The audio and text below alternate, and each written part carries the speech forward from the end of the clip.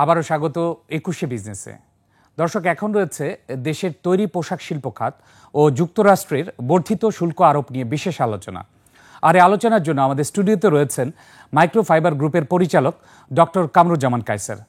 দর্শক, ২১শে বিজনেসের এই অংশটি দেখছেন আলোক হেলথ কেয়ার অ্যান্ড হাসপাতালের সৌজন্যে, powered by National Agri Care Group. দর্শক, জানিয়ে রাখছি অতিথির সাথে আলোচনা চলাকালে পুঁজিবাজারের নানা তথ্য স্ক্রিনে দেখতে পাবেন স্বয়ংক্রিয় গ্রাফিক্সের মাধ্যমে। আপনাকে স্বাগত ২১শে বিজনেসে। ধন্যবাদ আপনাকে। জি কায়সার ভাই, প্রথমে আপনার কাছে জানতে চাচ্ছি, যুক্তরাষ্ট্রে যে বর্ধিত শুল্ক সেটার প্রভাব কিন্তু আমরা কিছুটা দেখতে পাচ্ছি। যেমন আমরা একটু আগে যে স্টক এক্সচেঞ্জের ইন্ডেক্স দেখাচ্ছিলাম, আমেরিকা, এশিয়া, আফ্রিকা, ইউরোপ, ১৬টি স্টক এক্সচেঞ্জের মধ্যে ১৬টি নেগেটিভ। গতকালও ছিল নেগেটিভ, আজকেও নেগেটিভ, এবং বিশ্বের প্রায় সব দেশে তো শুল্ক বর্ধিত করা হয়েছে। আমি স্পেসিফিক্যালি আপনার কাছে জানতে চাচ্ছি, বাংলাদেশে যে যুক্তরাষ্ট্রে বর্ধিত ৩৭% শুল্ক আরোপের কথা হয়েছে, সেটা আপনি কিভাবে দেখছেন, প্রভাব কি? আপনারা জানেন যে যুক্তরাষ্ট্র বাংলাদেশে তৈরি পোশাক শিল্পের একটা বড় বাজার, প্রায় $৪০ বিলিয়ন একটা বড় বাজার কিন্তু যুক্তরাষ্ট্র। তো সেক্ষেত্রে এটা তো একটা নেতিবাচক প্রভাব আসতেই পারে। আর সবচেয়ে বড় কথা হলো একটা প্যানিক কাজ করছে এখন। প্যানিকটা হলো যে চলমান যে অর্ডারগুলো আমাদের আছে, এই অর্ডারগুলো 9 এপ্রিলের পরে যেটা যুক্তরাষ্ট্রে প্রবেশ করবে, তখন কি সেটা ৩৭% ডিউটি দিয়ে তাদের বায়াররা ছাড় করবে, নাকি আগের 15% তারা থাকবে? এটা নিয়ে কিন্তু একটা দ্বিধাদ্বন্দ্ব আছে।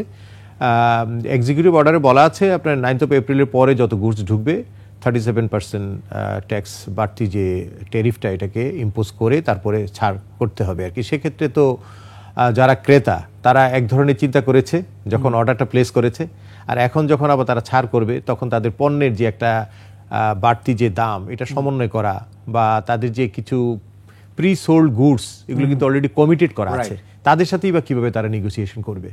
তো সবকিছু মিলিয়ে এখন একটা আসলে একটা আতঙ্ক বলবো, বা একটা অস্থিরতা কাজ করছে। এক্ষেত্রে দুইটি পয়েন্ট।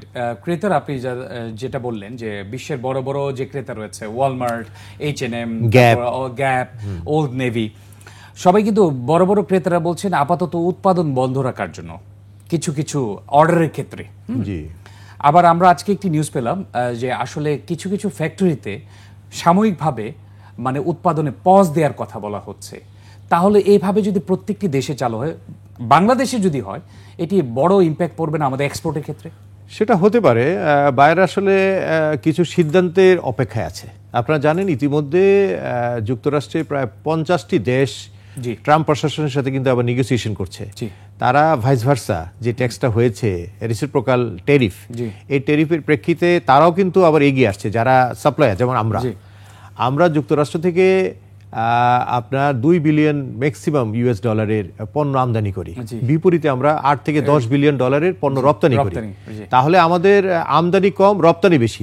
তাহলে আমরা যদি ঘাটতি অনেক, তা আমরা এখানে তো একটা সুবিধাজনক পর্যায়ে আছি রপ্তানির ক্ষেত্রে। আমরা কেন যুক্তরাষ্ট্রের আমদানি পণ্যের উপর আমাদের 74% যে ট্যাক্স যেটা ছিল সেটা কেন রাখবো? সেটাকে যদি আমরা কমিয়ে একটা গ্রহণযোগ্য বা একদম মানে মিনিমাম যেটা ধরেন 10 থেকে 15% ট্যাক্সে যদি নিয়ে আসা হয়, তাহলে কিন্তু তারাও কিন্তু এগিয়ে আসবে। আর আমাদের যে তৈরি পোশাকের যে কাঁচামাল, সেটা তুলা, এই তুলা কিন্তু আমরা যুক্তরাষ্ট্র থেকে আনি, এবং সেটা কিন্তু আপনার 0.5 or 0% মধ্যে আছে বলা যায়।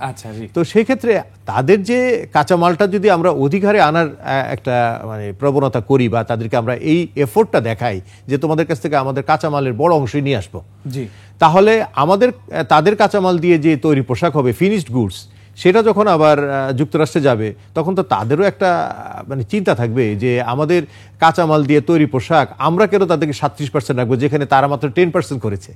এই ধরনের যদি একটা দূরদর্শী সম্পন্ন কোন একটা সিদ্ধান্তে বাংলাদেশ সরকার আসে, যেটার জন্য অলরেডি কাজ হচ্ছে, আমরা যতটুকু জানি যে বর্তমান ইউনুস প্রশাসন থেকে চিঠি দিয়েছে, সেখানকার যে ট্রেড রিপ্রেজেন্টেটিভ আছে তাদের সাথে কথাবার্তা চলছে। আমরা আশা করি এটা একটা ভালো দিক আসবে। তো এখন ক্রেতা যারা আছে তাদের ভিতরে একটা আতঙ্ক কাজ করছে। এটা সমাধান না হওয়া পর্যন্ত তো তারা একটা পজ করতে বলবে, তারা উৎপাদনে একটু স্লো নীতিতে তারা যাওয়ার চেষ্টা করবে। সেটা সাময়িক আমি মনে করি। শুধু আমাদেরই অস্থিরতা যে আছে তা না, সারা বিশ্বের সবগুলো দেশ, প্রায় শতাধিক দেশের উপরে যে নতুন করে করারোপ করা হয়েছে, সবাই কিন্তু কোনো না কোনো ভাবে তাদের কৌশলকে আবার পুনর্নির্ধারণ করার চেষ্টা করছে। আপনি জানেন এই বিষয়টি নিয়ে যুক্তরাষ্ট্রে গতকাল 50টি অঙ্গরাজ্যে আসলে বিক্ষোভ হয়েছে। এই বিক্ষোভের মূল ইস্যু কিন্তু হচ্ছে এটা, আসলে যুক্তরাষ্ট্রে যে বিষয়টি দেখা হচ্ছে যে তাদের সাথে ট্রেড ব্যালেন্সে যে ঘাটতি রয়েছে যেসব দেশের সাথে, সেসব দেশে তো শুল্ক আরোপ করা হচ্ছে। আমি আপনার কাছে আরেকটু ক্লিয়ারলি জানতে চাচ্ছি, আপনি যেটা বললেন যে আমরা যদি যুক্তরাষ্ট্র থেকে আমদানি করি, আমদানির পরিমাণটা বাড়িয়ে দিই, আর রপ্তানিটা করার ক্ষেত্রে তারা হয়তো বা কিছুটা তখন স্যাক্রিফাইস করতে পারে, তাহলে আমরা যখন আমদানিটা বাড়াবো, আমাদের এই আমদানি ক্ষেত্রে কি শুল্কের রেটটা আগের মতোই থাকার প্রস্তাব করছেন আপনি, নাকি একটু বাড়ানো যেতে পারে? না না না, সেটা তো যেটা আমরা যুক্তরাষ্ট্র থেকে যে গুডস আনবো, যে ট্যারিফটা যুক্তরাষ্ট্রকে আমরা দিয়েছি, যেটা বললাম যে অনেক বেশি, 74% বললেন। হ্যাঁ, তো সেটা আমরা যদি 10 থেকে 15% বা 20% ম্যাক্সিমাম যদি আমরা করি, তাহলে কিন্তু আমাদের কোনো অসুবিধা হবে না। কারণ আমরা কিছু ভোজ্য তেল, কিছু স্ক্র্যাপ, তারপর আপনার কাঁচা তুলা, এই জাতীয় যে পণ্যগুলো আমরা আমদানি করি সেগুলো, আর কিছু আছে লাক্সারিয়াস গুডস আমরা আনি, যেমন আপনি ধরেন ফোর্ড গাড়ির আপনার ইম্পোর্ট ট্যাক্স হলো 400%। আমাদের দেশে কয়টা ফোর্ড গাড়ি আছে? ফোর্ডের চাহিদা নেই, আমরা কেন এটাকে 400% করে রেখেছি? এগুলোকে যদি আমরা একদমই মানে বটম লাইনে নিয়ে আসতে পারি, তাহলে কিন্তু যুক্তরাষ্ট্র এই ক্ষেত্রে অনেকটা খুশি হবে এবং তারা বলবে যে না, তারা রিভাইজ করেছে, আমাদেরও এখন রিভাইজ করা উচিত। আচ্ছা, জ্বালানির ক্ষেত্রে আপনি কি বলতে যাচ্ছেন? যেমন আপনি জানেন যে অনেকে বলছে যে আসলে জ্বালানির ক্ষেত্রে একটু সমস্যা হতে পারে, আমাদের যেহেতু এলএনজি আমদানি শুরু হচ্ছে, এবং আমরা যতটুকু জানি ট্রাম্প প্রশাসনের প্রথম যে সইটি হয়েছিল সেটি এলএনজি আমদানি নিয়ে, সেই বিষয়ে আপনি কি বলবেন? এলএনজি তো আমাদের লাগে, এলএনজি আমরা আসলে মধ্যপ্রাচ্য ভিত্তিক এলএনজি ইম্পোর্টটা আমাদের একটু বেশি আর কি। যুক্তরাষ্ট্র থেকেও এলএনজি আমদানি হচ্ছে, তো সেক্ষেত্রে এখানেও আপনার অনেক ছাড় দিতে হবে। এই ছাড়টা যদি আমরা দেই আমাদের কিন্তু সুবিধাই হবে, কারণ আমাদের তৈরি পোশাক উৎপাদনের পিছনে যে বড় অংশটা কাজ করে সেটা হলো আপনার জ্বালানি। আমাদের যে ন্যাচারাল গ্যাসের যে ফ্লোটা, এটা কিন্তু পর্যাপ্ত না। আমাদের এলএনজি এখানে ইম্পোর্ট করে এলএনজি আমাদের ন্যাশনাল গ্রিডে দিয়ে আমাদের শিল্পকে চালু রাখতে হয়। তো সেক্ষেত্রে এলএনজি একটা বড় ফ্যাক্টর। তো সেটাও আমরা মানে ইম্পোর্ট ডিউটি আমরা কমিয়ে যুক্তরাষ্ট্রের কাছে আমাদের বাজারকে, বাণিজ্য ঘাটতি কমিয়ে তাদেরকে আরও আমরা একটা ফ্যাসিলিটিস দিলে পরে আমরা একটা সুবিধাজনক পর্যায়ে থাকতে পারবো। জি, এক্ষেত্রে আরেকটি বিষয় রয়েছে যে প্রস্তুতি আমাদের কেমন ছিল। আপনি জানেন যে ভারত, ভিয়েতনাম আরও অন্যান্য দেশ অলরেডি যুক্তরাষ্ট্রের প্রশাসনের সাথে কমিউনিকেট করেছিল আগে থেকেই তাদের সাথে বসার জন্য। অনেকে বলে থাকে যে বাংলাদেশের আগে থেকে কোনো প্রস্তুতি ছিল না, এখন এসে আসলে চিঠি দেওয়া হচ্ছে।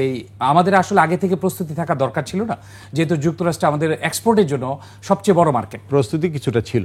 আপনারা জানেন যে আমাদের মাননীয় প্রধান উপদেষ্টা ডক্টর মোহাম্মদ ইউনূস সাহেব, ওনার যে একজন হাই রিপ্রেজেন্টেটিভ আছে ডক্টর খলিলুর রহমান সাহেব, ওনাকে গত ফেব্রুয়ারি মাসে যুক্তরাষ্ট্রে পাঠিয়েছেন। যুক্তরাষ্ট্রের যে ট্রেড অ্যান্ড কমার্স মিনিস্ট্রির সাথে উনি কথা বলেছেন, এবং এই বিষয়টা যে এমন একটা কিছু আসতে পারে সেটা কিন্তু ট্রাম্প প্রশাসন ক্ষমতায় আসার পরে কিন্তু একটা ইঙ্গিত দিয়েছিল যে তারা এটাকে আপনার কমার্স লিবার্টি বা তাদের একটা অ্যানাদার লিবারেশন বলে তারা কিছু একটা করবে বলে ট্রাম্পের প্রশাসন থেকে একটা ইঙ্গিত কিন্তু পাওয়া যাচ্ছিল।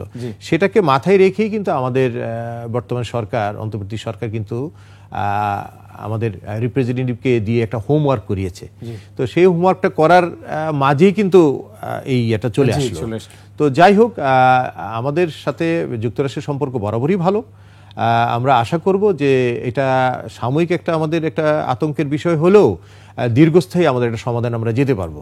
কারণ আমরা ইম্পোর্ট করি কম, এক্সপোর্ট করি বেশি, সেক্ষেত্রে আমরা সুবিধাজনক অবস্থানে আছি। আমরা তাদের ট্যারিফ কমিয়ে দিলে তারা খুব অটোমেটিক্যালি আমাদের এক্সপোর্টের ক্ষেত্রে তারা খুব একটা বাধা দিবে বলে আমি মনে করি না। আচ্ছা, এই ক্ষেত্রে যদি আপনারা যে প্ল্যানটা করছেন, ট্যারিফ আমরা কমিয়ে দিলে তারাও হয়তো বা এক্ষেত্রে ভাইস ভার্সা করবে, যদি কাজ না হয় আমাদের কি বিকল্প কোনো ব্যবস্থা করা আছে, অথবা বিকল্প অল্টারনেটিভ কোনো মার্কেট খোঁজা হচ্ছে কিনা? মার্কেট তো আমাদের সবসময় নতুন বাজার খোঁজার একটা প্রক্রিয়া সবসময় আছে। আমাদের আপনার ধরেন যে ল্যাটিন আমেরিকার দেশগুলোতে কিন্তু আমাদের এখন তৈরি পোশাক শিল্প যাচ্ছে, বিশেষ করে ব্রাজিল, আর্জেন্টিনা, চিলি, পেরু, এইসব কান্ট্রিতে। তো সাউথ আফ্রিকা একটা আমাদের বাজার খোঁজা হয়েছে, সেখানেও কিন্তু বাজার বাংলাদেশি পণ্যের একটা প্রসার হয়েছে, বিশেষ করে তৈরি পোশাকের। ওইদিকে আপনার এশিয়া, ওশেনিয়া অঞ্চলে, অস্ট্রেলিয়া, নিউজিল্যান্ড, ওই অঞ্চলেও আমাদের আছে। কিন্তু সবকিছু মিলিয়ে ওই সবগুলো অঞ্চলের যত ভোক্তাদের যত চাহিদা বা তাদের কনজাম্পশনের চেয়ে এককভাবে যুক্তরাষ্ট্রের বাজার অনেক বেশি।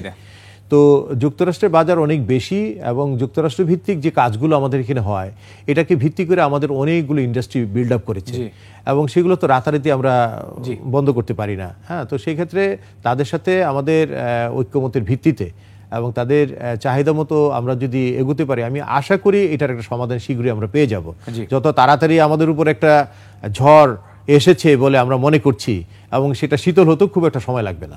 জি, এবং আমাদের পাশে তো অন্যান্য দেশও রয়েছে। এবং আরেকটা জিনিস যেটা আমি বলি আপনাকে, যে আমাদের যদি 37% যে কর যেটা নতুন করে দিয়েছে, বর্ধিত কর, এটাও যদি থাকে, তাও আমরা একটা অ্যানালাইসিস করে দেখেছি যে আপাতত আমরা কম্পিটিটিভ থেকে আমরা সিটকে পড়বো না।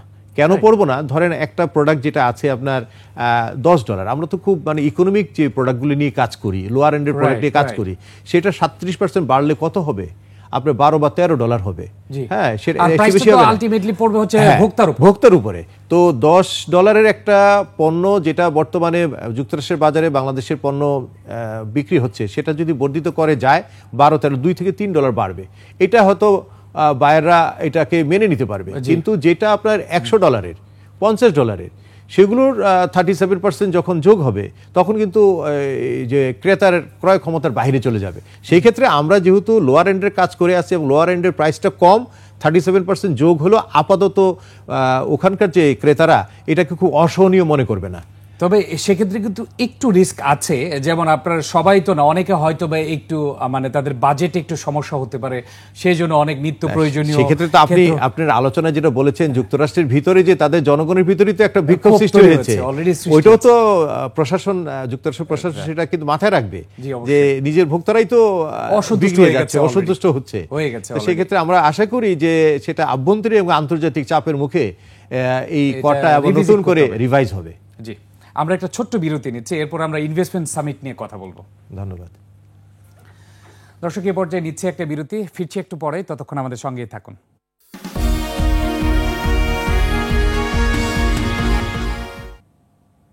আবারও স্বাগত 21শে বিজনেসে। দর্শক, বিরতির আগে দেশের তৈরি পোশাক শিল্প খাত ও যুক্তরাষ্ট্রের বর্ধিত শুল্ক নিয়ে কথা বলছিলাম মাইক্রোফাইবার গ্রুপের পরিচালক ডক্টর কামরুজ্জামান কায়সারের সঙ্গে।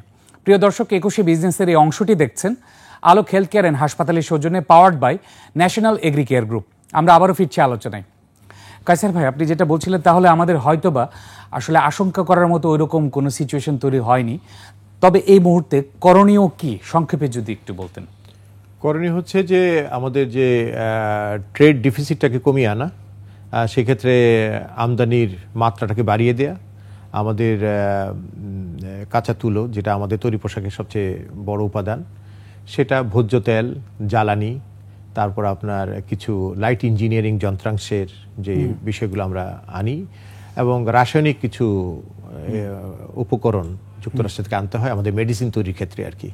তো এগুলোকে যদি আমরা একটু প্রমোট করি বা এগুলোর বাণিজ্যের মাত্রাটাকে আমরা বাড়িয়ে দিই, স্বাভাবিকভাবে যুক্তরাষ্ট্র সেদিকে অনেকটাই আশান্বিত হবে। আর আপনি জানেন যে যুক্তরাষ্ট্রের প্রেসিডেন্ট একজন ব্যবসায়ী প্রেসিডেন্ট, সে ব্যবসাটা ভালো বুঝে। আমরা ব্যবসা দিলে তারা আমাদেরকে ব্যবসা দেবে। এটা হলো একদম সিম্পল ইকুয়েশন, হলো গিভ এন্ড টেক। জি কায়সার ভাই, এই ক্ষেত্রে আমার যদি একটা পণ্যের চাহিদা না থাকে, আমার তারপরে যদি ইম্পোর্ট বাড়িয়ে দেই, সেই ক্ষেত্রে আসলে একটু ওভার সাপ্লাই হয়ে যেতে পারে না? যেগুলো প্রচলিত ইম্পোর্ট আমাদের হচ্ছে, আমাদের তো $2 থেকে $2.5 বিলিয়ন গুডস আমরা পণ্য আমদানি করি যুক্তরাষ্ট্র থেকে, সেগুলোর মাত্রা তো আমরা একটু বাড়াতে পারি। কারণ আমাদের ওই যে তুলার যে কম্পিটিটর, যুক্তরাষ্ট্রের তুলার কম্পিটিটর হলো আপনার আফ্রিকান কান্ট্রি। বুঝে গেছে, ওই দেশ থেকে না করে। হ্যাঁ, তো সেই ক্ষেত্রে আমরা আফ্রিকান কান্ট্রির যে তুলোগুলোর যে আপনার ময়েশ্চার, তারপরে তাদের যে হিউমিডিটি বা তাদের অন্যান্য যে বিষয়গুলো অনেক হাই থাকে, সেক্ষেত্রে তার প্রাইস একটু কম থাকে। আবার যুক্তরাষ্ট্রের তুলোর দাম একটু বেশি, কিন্তু তাদের আবার কোয়ালিটি খুবই ভালো। তো সেক্ষেত্রে আমি যদি আমি যদি মানে একটু বেশি দিয়েও তাদের কোয়ালিটি প্রোডাক্ট এনে আমি ভালোভাবে ফিনিশ গুডস তৈরি করতে পারি, তাহলে সেটি তো আমি মানে লাভজনক মনে করি। সেক্ষেত্রে আমার মার্কেট তো মার্কেট শেয়ার তো সাস্টেইন করবে। কোয়ালিটি এবং প্রাইস দুইটাকে আমরা সমন্বয় রাখতে পারবো। তো সেই ক্ষেত্রে যুক্তরাষ্ট্র যেটা চাচ্ছে সেটা হচ্ছে যে যুক্তরাষ্ট্রের বাজারে বিদেশি পণ্যের আগমনে যাতে তাদের ট্রেড ডিফিসিটটা বেশি না থাকে, এটাকে কমিয়ে আনতে চায়। আমরা সেই সুযোগটা নিতে পারি। তো আমরা যুক্তরাষ্ট্রের কাছ থেকে কোনো একটা পণ্য আনতে আমরা অনেক হিমশিম খাই বা খুব চিন্তা করি যে অনেক কস্টলি হয়ে যাবে, এই হবে সেই হবে। আমরা তাদের পণ্য এনে আবার তাদেরকে তো আমরা রি এক্সপোর্ট করতে পারি। তো সেক্ষেত্রে অসুবিধা কি? আমরা যদি এই সুযোগটা নিতে পারি যে তোমরা আমাদেরকে একটু ট্যারিফ কমিয়ে দাও, আমরাও তোমাদেরকে বেশি করে আমাদের এক্সপোর্টটা আমরা বাড়াতে পারবো। তো এটা তো হলো ভাইস ভার্সা বিষয়, ব্যবসা তো এককভাবে না। এতদিন কিন্তু এটা কেউ ভাবেনি, যুক্তরাষ্ট্র এইদিকে কোনো খেয়াল করেনি, কিন্তু যুক্তরাষ্ট্রের প্রেসিডেন্ট, যেটা আমি বললাম যে সে ব্যবসায়িক চিন্তাটা সবসময় তার মাথায় থাকে, এবং তার স্লোগানই তো ছিল যে মেক আমেরিকা গ্রেটার এগেইন। কিন্তু সেই গ্রেটার এগেন সবসময় ব্যবসায়িক দৃষ্টিকোণ থেকে হয় না। আমেরিকা গ্রেট ছিল এর আগে, আপনি জানেন যে কেউ খেয়াল করেনি অ্যাকচুয়ালি, তখন হয়তো বা ট্রেড ব্যালেন্সটা ওনাদের মুখ্য বিষয় ছিল না। এবং তারপরেও কিন্তু যুক্তরাষ্ট্রের ইকোনমি ওয়ার্ল্ডের বেস্ট ইকোনমি বলা হয়, ঠিক আছে। এতদিন সেটা সাস্টেন করেও গিয়েছে, এখনো হয়তো বা সাস্টেন করা সম্ভব। তো আশা করব যে আসলে আপনি যেভাবে পরামর্শ দিলেন, বিষয় হলো তাদের আভ্যন্তরীণ মার্কেটে যে এমপ্লয়মেন্ট জেনারেটর, এর একটা কৌশল, যে ওখানে যদি কিছু শিল্প এই হাই ট্যারিফের কারণে অন্যান্য দেশ যদি না যেতে চায়, বিমুখতা যদি দেখায়, তাহলে তাদের দেশে শিল্প বিল্ড আপ করবে। তো সেটা একটা বড় বিষয় যে যুক্তরাষ্ট্র সবসময় চায় তাদের আনএমপ্লয়মেন্টটাকে একদমই খুবই কম রাখতে, বিলো 5 রাখা, 2-3-এর মধ্যে রাখতেই চায়। তো সেটা হয়তো এখন একটু বেশি আছে, 8-9% মতো আছে। সেটাকে কমিয়ে আনার আরেকটা কৌশল হলো যে ওখানে আভ্যন্তরীণ কিছু শিল্প প্রতিষ্ঠার মাধ্যমে এই বেকারত্ব দূরকরণের একটা বড় উপায় হতে পারে। আমরা আশা করি যে ওনাদের যে উদ্দেশ্য রয়েছে সেটাতে সফল হবে। এর পাশাপাশি বাংলাদেশও টিকে থাকবে, এবং বাংলাদেশের যে এক্সপোর্ট, যেটা অর্থনীতির মেরুদণ্ড ধরা হয়, সেটাও আসলে সার্ভাইভ করবে। আপনাকে আরেকটি বিষয় নিয়ে জানতে চাচ্ছি যে ইনভেস্টমেন্ট সামিট নিয়ে আপনার আশা কেমন? আপনি জানেন যে 50টিরও বেশি বড় বড় প্রতিষ্ঠান আসলে সাবস্ক্রাইব করেছে, লাস্টে ওভার সাবস্ক্রাইব হয়ে গিয়েছিল, এবং আজকে KEPZ কোরিয়ান ইপিজেড ভিজিট করছে। সব মিলে বাংলাদেশের অর্থনীতিতে কি সম্ভাবনা আসতে পারে? সম্ভাবনা তো একটা অপার সম্ভাবনার দুয়ার থাকবে, এটাই আমরা প্রত্যাশা করি। আর আমাদের সবচেয়ে এখন বড় শক্তি হচ্ছে যে ব্যক্তি image. Professor doctor Mohammad Yunus, Nobel laureate, উনি নিজেই কিন্তু একটা প্রতিষ্ঠান। এই প্রতিষ্ঠানকে কেন্দ্র করে, তার ইমেজকে লক্ষ্য করেই কিন্তু 50-এর বেশি দেশ থেকে আপনার ডেলিগেটরা এসেছে। তারা চাচ্ছে বিগ ইনভেস্টমেন্ট বাংলাদেশে করার জন্য। কোরিয়ান ইপিজেডে গিয়ে কিন্তু তারা তাদের সম্ভাব্যতা যাচাই বাছাই করেছে, এমনইভাবে যে আমরা যদি তাদেরকে আপনার ওয়ান স্টপ সার্ভিস দিতে পারি, এমন বড় জায়গা দিয়ে তাদের নীতি সহায়তার মাধ্যমে তাদেরকে ব্যবসা করার খুব চমৎকার একটা সুযোগ তৈরি করে দিতে পারি, তাহলে কেন তারা আসবে না? কারণ আমাদের দেশের এর চেয়ে সস্তা শ্রমের দেশ তো আর কোথাও নেই। সবচেয়ে বেশি কষ্ট আপনার 40-50% কষ্ট চলে আসে আপনার মজুরির উপরে। মজুরিটাই কিন্তু সবাই লক্ষ্য করে আগে। তো সেটা যদি আমরা কমিয়ে তাদেরকে অনুকূল পরিবেশে চমৎকারভাবে ব্যবসা করার সুযোগ দিই, তাহলে কিন্তু অবশ্যই আমরা একটা ভালো কিছু আশা করবো আর কি। আর সেটা আপনি জানেন যে স্যামসাং বলেন, তারপর আপনার জারা বলেন, তারপর আপনার হুন্দাই যে গাড়ি কোম্পানি, এরা অনেকেই কিন্তু বাংলাদেশে এসেছিল। এসে তারা কিন্তু অনেক ধরনের যাচাই বাছাই করেছে, সম্ভাব্যতা যাচাই বাছাই করে তারা খুবই আগ্রহী ছিল। কিন্তু আমলাতান্ত্রিকতার একটা ব্যাপার তো আমাদের দেশে সবসময় থাকে। এগুলোর ভেড়াজালে দীর্ঘসূত্রিতার কারণে তারা কিন্তু বিমুখ হয়ে চলে যায়। তো এই ব্যুরোক্রেসিটাকে একদমই আপনার দূরীভূত করে বিডা যে উদ্যোগ এখন নিয়েছে, আমি মনে করি এটা অনুকূল পরিবেশ দেওয়ার একটা উপযুক্ত সময়। আর আমাদের ইউনুস প্রশাসনের উপর যেহেতু আস্থা আছে, এটাকে কাজে লাগিয়ে বিদেশি বিনিয়োগের ক্ষেত্রে এখনই একটা উপযুক্ত সময় তাদেরকে একটা পরিবেশ তৈরি করে দেওয়ার, এবং আমাদের অর্থনীতিতে একটা গতি আসবে নিঃসন্দেহে। কাশেম ভাই, আপনাকে অসংখ্য ধন্যবাদ, এবং আশা করি আপনি যেটা বলেন ওয়ান স্টপ সার্ভিস, তার মানে এই 7 থেকে 10 তারিখ যে ইনভেস্টমেন্ট সামিট, এই কয়েকদিনের মধ্যে ওয়ান স্টপ ইনভেস্টমেন্ট আমরা দেখতে পাবো, সেটা প্যাকেজ দিতে হবে। আশা করি যে সেই প্যাকেজ দেওয়া হবে এবং বাংলাদেশে বিনিয়োগ আসবে। আপনাকে অসংখ্য ধন্যবাদ আজকে সময় দেওয়ার জন্য। আপনাকে ধন্যবাদ। দর্শক, এতক্ষণ দেশের তৈরি পোশাক শিল্প খাত ও যুক্তরাষ্ট্রে বর্ধিত শুল্ক এবং ইনভেস্টমেন্ট সামিট নিয়ে কথা বলছিলাম মাইক্রো ফাইবার গ্রুপের পরিচালক ডক্টর কামরুজ্জামান কায়সারের সঙ্গে। দর্শক, নিচ্ছে একটা বিরতি। দুপুর 2:30 আবারও ফিরে আসবো 21শে বিজনেসে। দেখার আমন্ত্রণ রইল, 21শে সঙ্গেই থাকুন।